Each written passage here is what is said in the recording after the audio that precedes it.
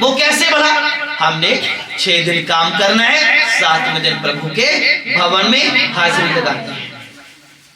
ये तुम चाहते हो कि मेरा 6 दिन का कमाया हुआ सेफ रहे, ये तुम चाहते हो कि 6 दिन का कमाया हुआ सेफ रहे, डॉक्टर के पास ना जाए, हकीम के पास ना जाए, किसी भी शराब खाने में ना जाए, वो मेरा कहां जाए? मेरे अकाउंट में जाए, मेरे बच्चों के अकाउंट में जाए, मेरा पैसा व्यर्थ ना जाए। तो फिर तुझे क्या करना पड़ेगा? तुम्हें 7वां दिन प्रभु को देना पड़ेगा। बाइबल में लिखा गया यदि तू 6 दिन काम करके 7वें दिन तू प्रभु के भवन में नहीं जाता तो तेरे लिए फिर क्या है? मुश्किल है। फिर तुम्हें क्यों आशीषें नहीं मिल रही? इसलिए तुम्हें आशीष नहीं मिल रही क्योंकि तुम्हें वहां उपस्थित होना था, लेकिन तुम नहीं। इब्राहिम से जब बातें हुई, इब्राहिम वहीं पे था। पढ़ लो इस बात को। फिर कहते हैं प्रभु मैं यहीं पे। परमेश्वर जब इब्राहिम से बात करी तो उसने कहा मैं यहीं। तब निकलकर उस स्थान की ओर चला। हाँ, मैं उसने क्या किया? अपने गधे के ऊपर काठी बांधी, लकड़ियां ले ली, अपने नौकर ले लिए और उस स्थान पे चला गया जिस स्थान को प्रभु ने बताया। अमोरिया पहाड़। कहां पे? अमोरिया देश में उसको भेज दिया। अमोरिया देश में चला गया। अब तुम लोगों को पता है 6 दिन काम करो, 7वें दिन तुम्हारा अमोरिया पहाड़ कहां होना चाहिए? प्रभु के चरणों में होना चाहिए। हालेलुया। कहां होना चाहिए? प्रभु के चरणों में होना चाहिए। उसने काठी बांधी, लकड़ियां ले ली और छुरी भी ले ली। बाइबल में लिखा छुरी भी ले ली उसने। आगे पढ़ो। तब निकलकर उस स्थान की ओर चला जिसकी चर्चा परमेश्वर ने जिस जगह की चर्चा परमेश्वर ने की है। परमेश्वर ने तुम्हारी चर्चा की है कि जा तू संगति में ठीक होगा, जा तू प्रभु के चरणों में ठीक होगा और वहीं पे तू होगा। हालेलुया। तुम्हारे लिए चर्चा परमेश्वर ने की है कि तुम मेरी बंदगी में जाओ, लेकिन हम क्या करते हैं? हम बंदगी में नहीं बैठ सकते। हमें काम बड़ा जरूरी है। 6 दिन काम किया, 7वें दिन कपड़े धोने। फिर शैतान कहता कोई बात नहीं, मैं ऐसा साबुन दूंगा कि मैल के साथ साथ तुम्हारे कपड़े भी जाएंगे। मैल तो जाती ही जाती है, साथ में पैसा भी जाता है, पदवी भी जाती है, नाम भी जाता है, शोहरत भी जाती है। शैतान बड़ी अच्छी तरह से कपड़े धोता है। तुम कपड़े धोते हो, मैल रह जाती है, लेकिन जब शैतान धोता है तो कोई मैल नहीं छोड़ता, सब कुछ ले जाता है। फिर कर्जे लेने पड़ते हैं। क्यों? क्योंकि तुमने परमेश्वर की सुनी नहीं, क्योंकि तो उपस्थित नहीं था। फिर तुम कहते हो प्रभु दूसरा मेरे सामने आशीष पाके चला गया, पर मैंने क्यों नहीं आशीष पाई? Hallelujah, hallelujah. बैठ जाओ पीछे। हालेलुया।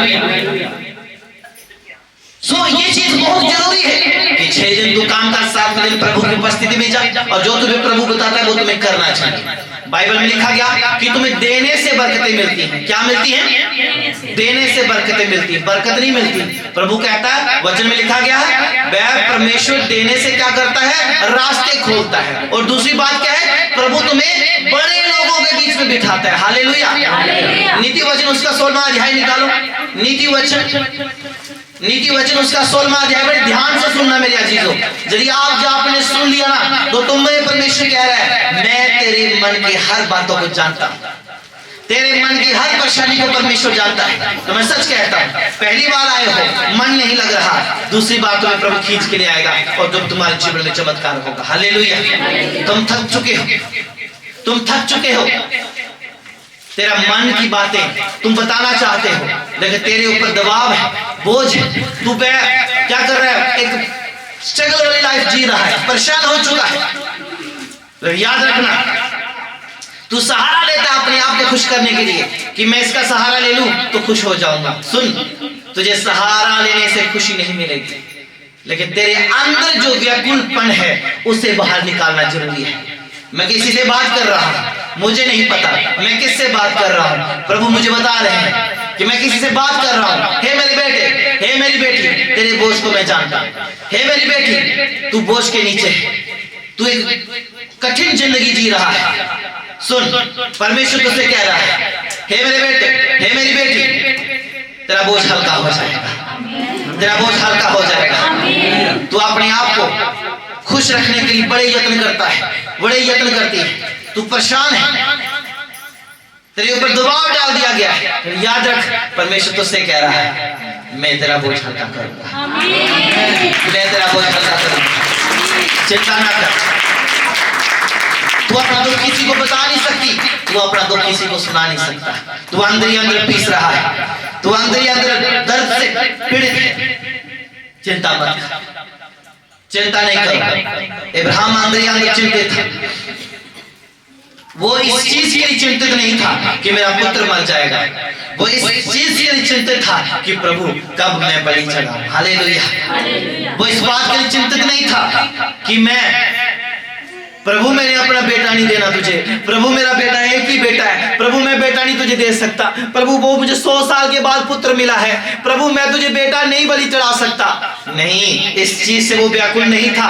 वो एक ऐसी चीज से व्याकुल था, वो किसी से व्याकुल था कि प्रभु कब मैं तेरी बात को पूरा करूंगा, कब जाके मैं उस बलि को होम बलि चढ़ा के दूं, और तो जब मैं होम बलि चढ़ाऊंगा तब मुझे खुशी मिलेगी।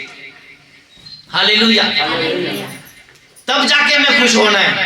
उसे ये खुशी नहीं थी कि मेरा पुत्र मर जाएगा, उसे ये खुशी थी कि प्रभु ने मुझसे कुछ मांगा है। हालेलुया। प्रभु आज तुमसे कुछ मांग रहा है, प्रभु आज तुझसे कुछ मांग रहा है कि हे मेरे बेटे, हे मेरी बेटी, अपनी चिंता मुझ पर डाल दे। तुमसे धन नहीं मांग रहा, तुम्हारा मन मांग रहा है। तुम्हारा धन, शराब खाने में जाओगे तुम बिना आंखें बंद करके दे दोगे, डॉक्टर के पास जाओगे आंखें बंद करके दे दोगे, लेकिन जब प्रभु की बात आएगी हम सोचेंगे, परखेंगे, समझेंगे, फिर प्रभु को देंगे। लेकिन याद रखो, परमेश्वर तुमसे धन नहीं, तुमसे तुम्हारा मन मांग रहा है। आज परमेश्वर तुझसे कह रहा है कि मेरे बेटे, मेरे बेटे, क्या तू तैयार है? जब तू तैयार है तो निर्णय लेना है। इब्राहिम चल पड़ा, लकड़ियां भी ले ली, काठी बांध ली, बच्चा भी ले लिया, नौकर भी ले लिए और चल पड़ा परमेश्वर के उस काम को पूरा करने, जिस काम को परमेश्वर ने करने के लिए इब्राहिम को बोला था। Hallelujah, hallelujah. पढ़ो इसको, आगे पढ़ो। यही नीति वचन पढ़ो, नीति वचन 16वां अध्याय उसका 25, उसका 24 भी पढ़ सकते हो आप। मन भावने वचन मधु भरे छाते के समान प्राणों को, क्या होता है? मन भावने वचन मधु से छत्ते के समान होते हैं। कि बोलो तो एक जब अच्छे शब्द निकलते हैं हमारे मुख से तो हमें बड़े अच्छे लगते हैं। जब हम कहते हैं कि प्रभु के लिए कुछ करो तो फिर हम थोड़े पीछे हट जाते हैं। किसी बाबा के पास जाएंगे, वो कहेंगे बकरे की बलि चढ़ाओ, तो हम आराम से चढ़ा देंगे। हम कहें, वो कहेंगे ये वाले काम करो, हम मिनटों में कर लेंगे। जब प्रभु के चरणों में काम करने की बारी आती है फिर हम परेशान होते हैं, फिर बड़े दुखी होते हैं। नहीं प्रभु हमने दिया, क्यों देना है? कुछ लोग क्या होते हैं, करोड़ों का घर बना लेते हैं, लेकिन जब प्रभु के भवन में देने की बारी है ही तो परमेश्वर क्या कहता है? बेटा कोई बात नहीं, जब तू कह रहा है ही नहीं तो फिर क्या करो? थैली खाली करो। फिर परमेश्वर थैली खाली करवा देता है। लेकिन यहां क्या कहता है? हमें चिकनी चुपड़ी बातें बड़ी पसंद लगती है, हमें बरकत मिलनी चाहिए। क्या होनी चाहिए? मिलनी चाहिए, पर लेकिन हमसे कुछ जाना नहीं चाहिए। अब देखो गाना में लिखा है यीशु राजा के खजाने से बरकत चाहिए, लेकिन ये मेरे को वर्ड नहीं आता उसमें, ये भी एक वर्ड होना चाहिए था। हमें यीशु के खाते में पहले जोड़ने भी तो हैं। मुझे नहीं पता कि जिन्होंने गाया है प्रभु उनको बहुत आशीष दे, लेकिन मैं उनसे, मैं जब मिलूंगा तो एक बात पक्का कहूंगा कि यार इसमें ये भी ऐड कर दो कि पहले जोड़ो तो फिर वहां से ले लो। उस खजाने में हम जोड़ते कुछ नहीं है, लेकिन वहां से मांगने की कोशिश करते हैं कि वहां से हमें चाहिए। मन भाव ये है, मन भावने वचन, मन भावने वचन मधुर से छत्ते के समान प्राणों को मीठे लगते हैं, प्राणों को मीठे लगते हैं, बड़े अच्छे लगते हैं, और हड्डियों को हरी भरी करते हैं, हड्डियों को हरी भरी कर देते हैं। क्या बात है, क्या हड्डियां हरी भरी हो जाती है, तंदुरुस्त जीवन हो जाता है। लेकिन जब हमें काम करने की बारी आती तब हम डर जाते हैं। अब इब्राहिम को बोला कि जा अपने पुत्र को बलि चढ़ा दे, लेकिन ये दुखी नहीं हुआ। ये क्या हुआ? खुश हुआ।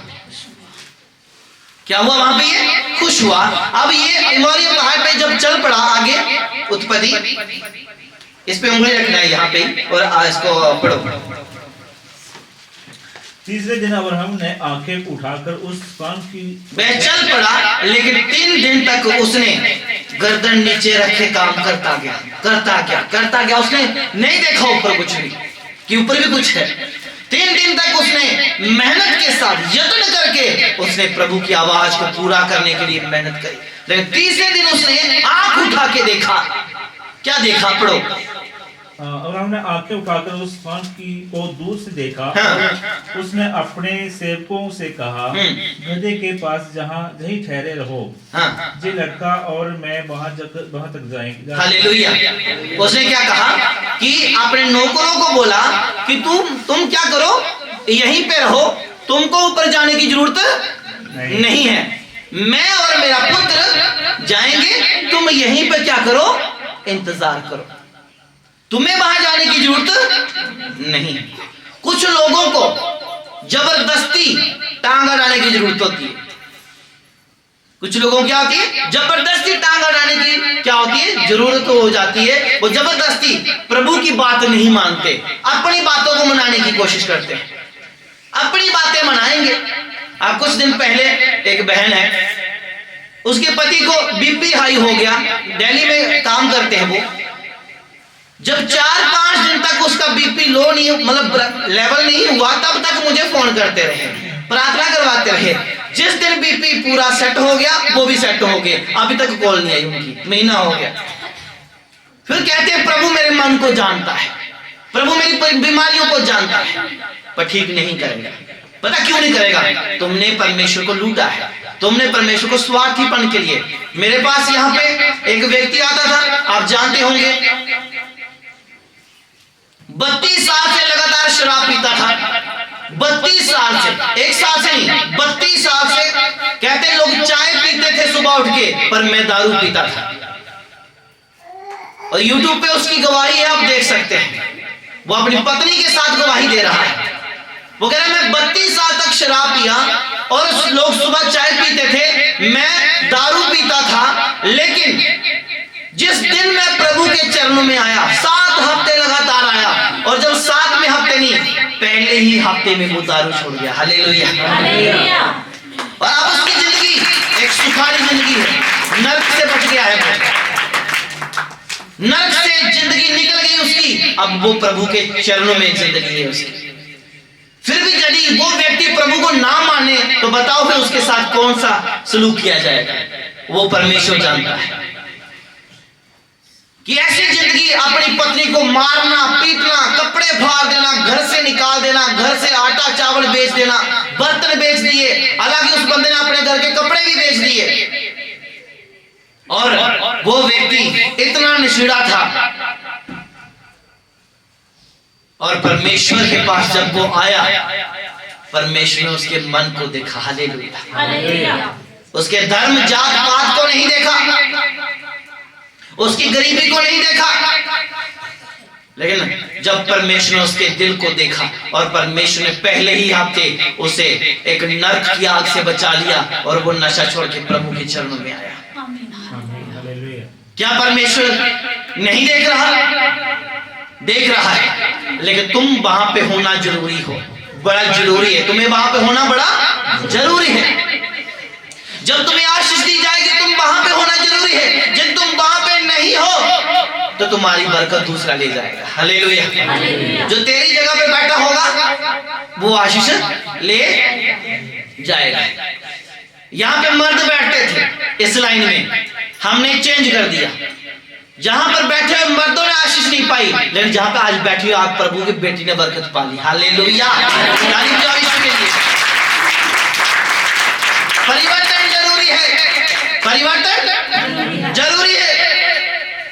जब तुम परिवर्तन नहीं लाते, तुम्हारी जिंदगी में चमत्कार नहीं होते।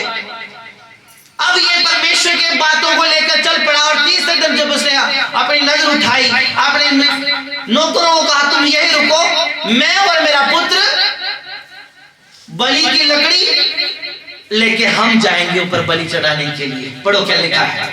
जे लड़का और मैं वहां तक जाकर, जे लड़का और मैं दोनों हम जाएंगे वहां तक और दंडवत करके फिर तुम्हारे पास लौट आएंगे। सुनो, कहां जा रही है?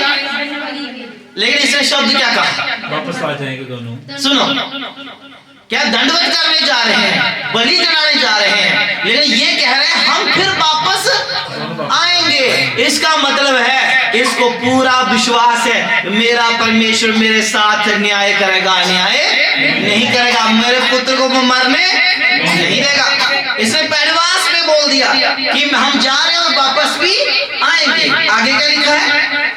तब अब्राहम ने होम बलि की लकड़ी, अब जो होम बलि वाली लकड़ी जिस पे बलि चढ़ानी थी वो लकड़ी उठाई और अपने पुत्र इसहाक पर लादी। हाँ, उस पे लादी, उसे बोला कि बेटा उठा ले, और आग और छुरी को, सुनो, आग भी ले ली और छुरी भी ले ली, अपने हाथ में लिया और वे दोनों एक साथ चल पड़े। हालेलुया।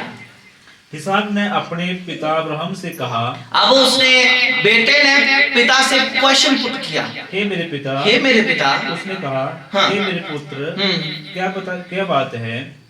उसने कहा, देख आग और लकड़ी तो है, पर होम बलि के लिए भेंट कहाँ है? उसने कहा, पुत्र ने कहा, पिता हम लोग बलि चढ़ाने जा रहे हैं, लकड़ी भी है, छुरी भी है, पर लेकिन जिसको हमने काटना है वो कहाँ है? अब्राहम ने कहा, हाँ। हे मेरे पुत्र, परमेश्वर की भेंट का उपाय आप ही करेगा। परमेश्वर भेंट का उपाय आप ही करेगा।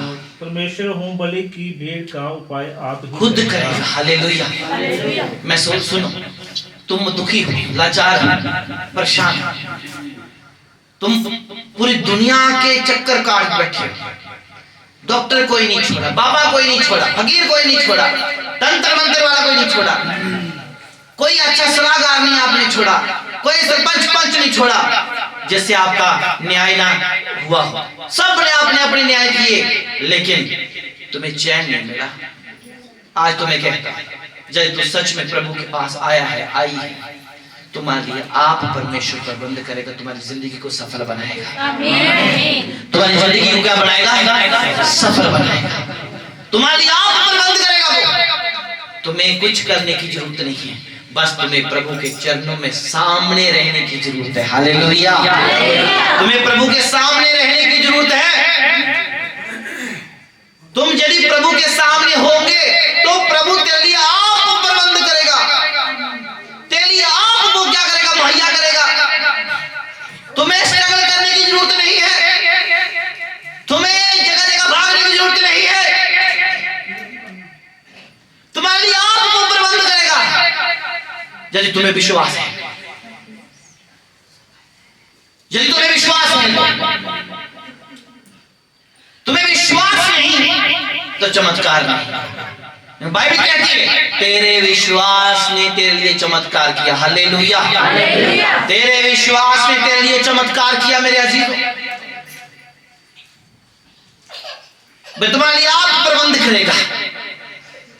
और जब वो बलि लेके चले गए वहां पे बलि चढ़ाने पर, जब उसने अपने बेटे को लकड़ी पर रखा, पीछे से एक आवाज आई, हे इब्राहिम, छुरी ना चला। अपने पुत्र को बांध दिया, रस्सियों से बांध लिया, रस्सियों से बांधकर उसे बेदी के ऊपर रख दिया। बेटे ने ये नहीं कहा कि पिता मुझे क्यों यहां पे बिठाया गया या क्यों लटाया गया। उसने प्रभु पर भरोसा रखा।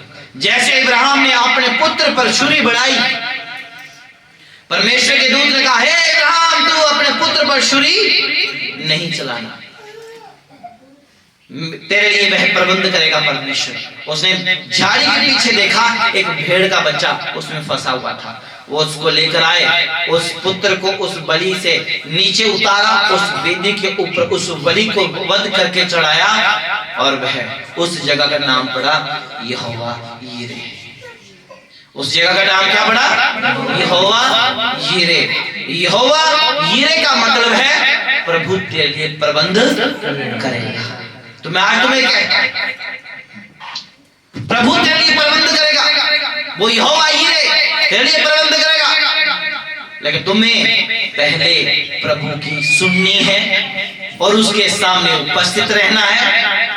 और अपना मन प्रभु की ओर लगाना है, तो फिर तुम एक बड़े चमत्कार को देखोगे। बोलो आमीन। तुम बड़े चमत्कार को देखोगे। इसके बाद जब हम जाते हैं पहले राजा उसका 17 अध्याय उसका 13वें वचन में लिखा गया है, एलिया जब वह कहां गया, नाले में चला गया, वहां उसे कौवा खिलाता था, लेकिन परमेश्वर ने कहा, हे एलिया, अब तू यहाँ नाले में ना रहना, अब तू उस देश में चला जा, उस देश में जाके तू, तेरे लिए मैंने एक विधवा का प्रबंध किया है, तेरे लिए एक विधवा तेरे लिए रोटी लेकर आएगी। एलिया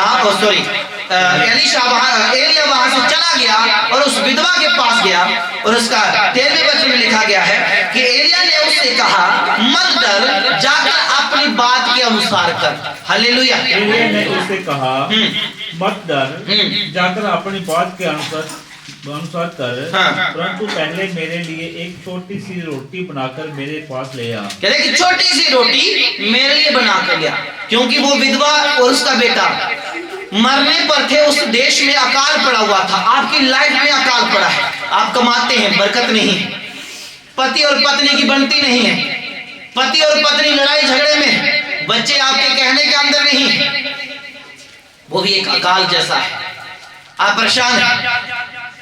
लेकिन उस विधवा ने सोचा कि मैं इस अकाल में नहीं जी सकती, मैं मर जाऊंगी।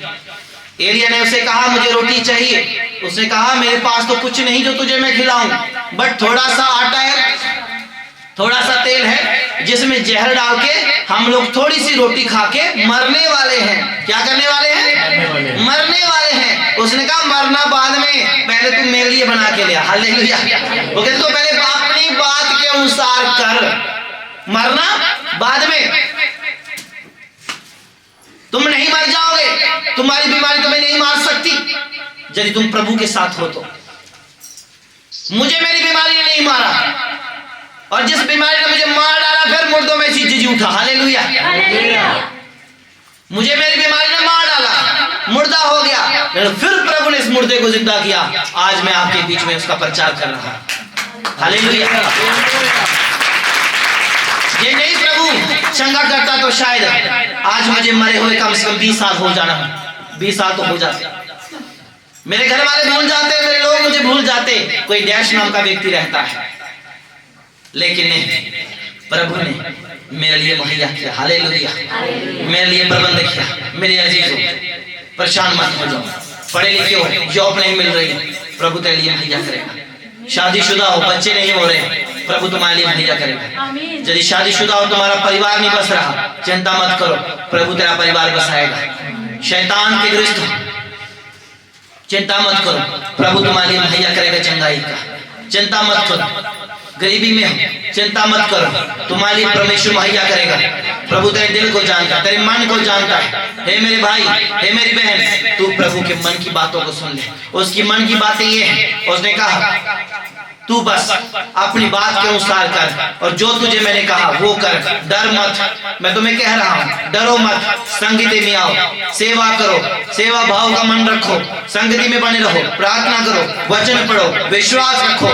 दुश्मन तेरा कुछ नहीं बिगाड़ सकता, दुश्मन तेरे पैर के नीचे होगा। और प्रभु बाइबल में लिखा गया, दुश्मन के लहू से तू अपने पाँव को धोएगा। जो दुश्मन तेरे पीछे खड़ा है, जो तुझे परेशान कर रहा है, बाइबल कहती है तू उसके खून से अपने पैर को धोएगा। चिंता मत करो, तुमको लड़ने की जरूरत नहीं है, तुम्हारी ओर से लड़ने वाला परमेश्वर जीवित है। तुम उसे मुर्दा मत सोचो, ना समझो। यदि दुश्मन तुझे बार बार परेशान कर रहा है, तू उसके परिवार से और उसके खून से तू पांव धोएगा, और तुझे कुत्तों के झुंड से बचाएगा, और भाग जाएंगे यीशु के नाम से। हालेलुया। भाग जाएंगे, तुम्हारा पीछा करना छोड़ देंगे, और तुम्हें बचा देगा परमेश्वर। बस तुम्हें उस पर भरोसा रखना है। जब तू उस पर भरोसा रखेगा, तू सफल होगा। हालेलुया। तेरी युक्तियां सारी सफल होंगी। तू निराशा को नहीं, तू आशा को देखेगा। परमेश्वर तेरे साथ है। उसने कहा, जा तू कर। विधवा ने उसने क्या किया? मरना छोड़ दिया। विधवा ने क्या किया? मरना छोड़ दिया। वो गई रोटी बना के एलिया को खिलाई, एलिया ने उसे आशीर्वाद दिया। हालेलुया। एलिया ने उसे क्या कहा, जा, ना तो तेरी कुप्पी से तेल खत्म होगा और ना तेरे घर से आटा खत्म होगा। हालेलुया। उस आटे को, इतने से आटे को खा के मरने वाली थी अपने पुत्र के साथ, लेकिन उसने जब प्रभु के दास को खिला दिया, उसके दास ने खा के आशीर्वाद दिया, जा तेरे घर से तेल और कभी भी आटा खत्म नहीं होगा। मेरे अजीजों, तेरे घर से भी कभी आशीषें नहीं खत्म होंगी जब तू परमेश्वर के वचन के अनुसार चल पड़ी या चल पड़ा।